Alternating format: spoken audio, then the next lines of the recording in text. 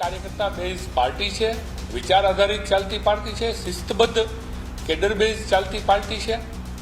ભારતીય જનતા પાર્ટીને આવી ક્યારેય જરૂર ન પડે, એટલા માટે કે એક વિચારધારાને લઈને ચાલતી પાર્ટી હોવાના કારણે કાર્યકર્તાનો બેઝ અમારી પાસે એવડો મોટો છે, અને એ પણ સમર્પિત કાર્યકર્તા કે જે ભારતીય જનતા પાર્ટી માટે તમામ પ્રકારની મહેનત કરતો કાર્યકર્તા છે, જેને કારણે અમારું બળ એટલું બધું મજબૂત છે કે અમારે કોઈને તોડફોડ કરી, કોઈને લઈ, અમારામાં લઈ એવી અમારે જરૂર જ નથી પડતી.